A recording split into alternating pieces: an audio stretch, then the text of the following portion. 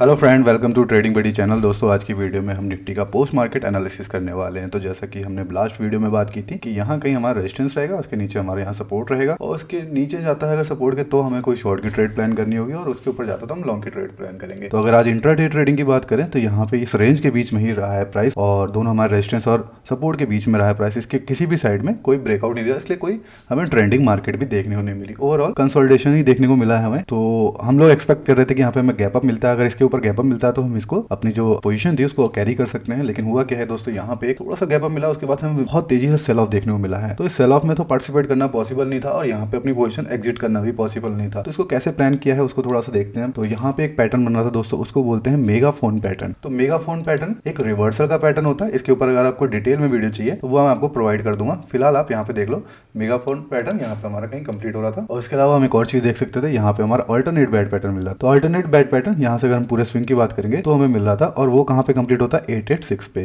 तो 886 यहाँ पे 888 के आसपास यहाँ कहीं कंप्लीट होता है और उसके साथ साथ हमें मेगाफोन पैटर्न मिला था और यहाँ पे हमें हायर टाइम फ्रेम पे एक RSI डाइवर्जेंस भी देखने को मिल रहा था। तो इसके साथ हमने यहाँ पे कुछ पोजीशन ऐड की थी दोस्तों, जो हमारी एग्जिस्टिंग पोजीशन, इसलिए हमने आधी पोजीशन पहले ही हमने ब्रेक इवन पे बुक कर दी थी। तो यहाँ पे भी हमें एक मौका मिला आधी पोजीशन और ऐड करने का। तो यहाँ पे एकदम क्विक प्रॉफिट मिला हमें। उसके बाद से यहाँ पे और कोई ट्रेड नहीं मिली थी, एक ट्रेड और मिली है दोस्तों, तो जिसको मैंने यहाँ पे शेयर भी किया था। आप देख सकते हो यहाँ 17,670 के आसपास के हमें एक रिवर्सल देखने की उम्मीद थी। तो उसका रीजन क्या था दोस्तों, सबसे पहली चीज हम देख लेते हैं। यहाँ पे एक बन रहा था AV = CD पैटर्न।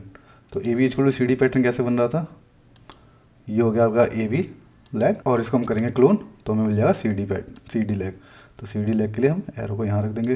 तो जो कि मैंने फिबोनाची रेशियो से दिखाया हुआ है, जो ये लाइन दिख रही है आपको 17,969 का जो लेवल है। तो यहाँ पे हमें एक रिजेक्शन देखने को मिला है प्राइस का और उसके साथ साथ क्या है, हमारा एक रेजिस्टेंस जोन में था। हम जो बात कर रहे थे कि यहाँ पे एक सेल ऑफ देखने को मिल सकता है, एक छोटा मोटा रिवर्सल देखने को मिल सकता है।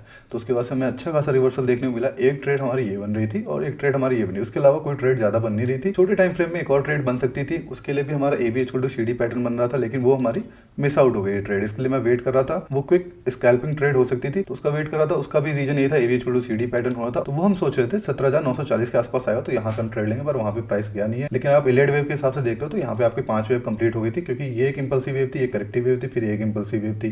तो यहाँ से एक ट्रेड ले सकते थे, लेकिन ये ट्रेड मेरी तो मिस आउट हो गई थी दोस्तों और इलेड वेव के हिसाब से। लेकिन यहाँ पे एक ट्रेड बन सकती थी और उसके अलावा एक और ट्रेड बनती थी स्कैल्पिंग की, क्विक स्कैल्पिंग की ट्रेड बनी है, वो आप देखोगे। लेकिन वो ब्रेकआउट ट्रेड टाइप की थी, क्योंकि वो जैसी ट्रेड मिस आउट हो गई थी उसके बाद से हमने यहाँ पे एक ट्रेंड लाइन खींची। ट्रेंड लाइन का ब्रेकआउट होते ही, क्योंकि यहाँ पे नीचे कोई सपोर्ट हमें दिखा नहीं रहा था, तो यहाँ पे हमें कुछ पॉइंट की मूवमेंट मिल गई थी, जो कि क्विक स्कैल्पिंग की ट्रेड थी। उसके अलावा यहाँ पे एक ट्रेड बन सकती थी, मतलब चांसेस है, तो जो कि आखिरी आधे घंटे की थी। तो इसको मैंने बहुत जल्दी क्लोज कर लिया था। उसका रीजन क्या था दोस्तों, क्योंकि अभी क्या है कि कल है एक्सपायरी। तो जनरली एक्सपायरी क्या होती है, मतलब होल नंबर के आसपास होती है। तो उम्मीद कर रहे हैं कि यहाँ पे 18,000 के आसपास का लेवल भी दिखा सकता है। लेकिन अगर हम इलेड वेव के हिसाब से बात करें तो ये हमारी एक इंपल्सिव वेव हो गई थी, जिसमें आप देखो 1 2 3 4 एंड 5 वेव हो गई थी। उसके बाद से एक करेक्टिव वेव थी। करेक्टिव वेव कौन सी थी, ये फ्लैट करेक्शन था दोस्तों। फ्लैट करेक्शन किस लिए कह रहा हूँ, अगर आप यहाँ पे देखोगे, अगर जो इलेड वेव की प्रैक्टिस करते हैं तो उनको यहाँ पे थोड़ा बहुत समझ में आ सकता है। तो यहाँ पे था ये A वेव। तो A वेव कहाँ थी, ये हो गई थी A वेव और ये B वेव यहाँ पे हुई थी, क्योंकि A वेव हमारी 3 वेव में आई थी, जिसको हम यहाँ से ट्रेड कर सकते थे। हम सोच रहे थे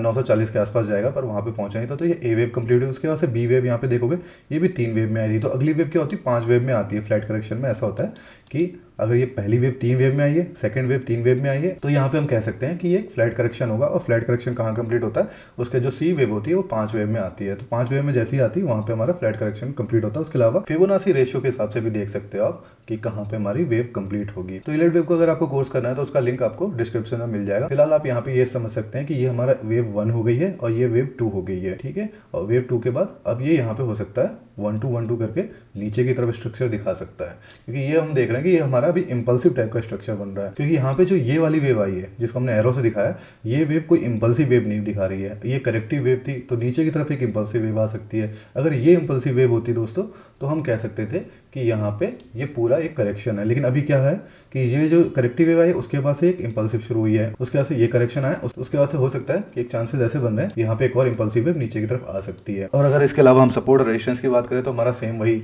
ये वाला हमारा रेजिस्टेंस रहेगा। ये पॉइंट जो हमारा पहले भी रेजिस्टेंस था, आप देखोगे अगर इसको हम एक्सटेंड कर लेंगे तो यही हमारा रेजिस्टेंस रहेगा, ठीक है। और अगर हम सपोर्ट की बात करें तो सपोर्ट भी हमारा यहाँ पे रहने वाला है। तो इसका हम थोड़ा कलर चेंज कर लेते हैं दोस्तों, क्योंकि येलो कलर से हम उसको एक्सक्यूशन जोन को दिखाते हैं, तो इसलिए कन्फ्यूजन ना हो, तो इसलिए हम इसका थोड़ा कलर चेंज कर लेते हैं कि हमारा सपोर्ट रेजिस्टेंस थोड़ा अलग से देखने को मिले।